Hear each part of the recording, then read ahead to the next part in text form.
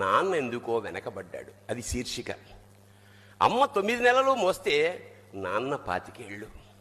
రెండూ సమానమే అయినా నాన్న ఎందుకో వెనకబడ్డాడు. ఇంట్లో జీతం తీసుకోకుండా అమ్మ, తన జీతం అంతా ఇంటికే ఖర్చు పెడుతూ నాన్న, ఇద్దరి శ్రమ సమానమే అయినా అమ్మ కంటే నాన్న ఎందుకో వెనకబడ్డాడు.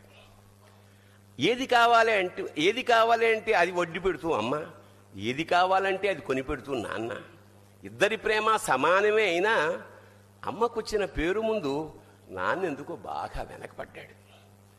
ఫోన్లోనూ అమ్మ పేరే, దెబ్బ తగిలినప్పుడు అమ్మా అని పిలవనే, అవసరం వచ్చినప్పుడు తప్ప మిగతా అప్పుడు గుర్తు రానందుకు నాన్న ఎప్పుడైనా బాధపడ్డా? ఏమో. ఇద్దరూ సమానమే అయినా పిల్లల ప్రేమను పొందడంలో తరతరాలుగా నాన్న ఎందుకో వెనకబడ్డాడు. అమ్మకి మాకు బీరువా నిండా రంగురంగుల చీరలు బట్టలు, నాన్న బట్టలకు దండెం కూడా నిండదు. తనని తాను పట్టించుకోవడం రాని నాన్న మాకు కూడా పట్టనంత వెనకపడ్డాడు. అమ్మకి అన్నో కొన్నో బంగారు నగలు, నాన్నకి బంగారం అంచున్న పట్టు పంచి ఒకటే.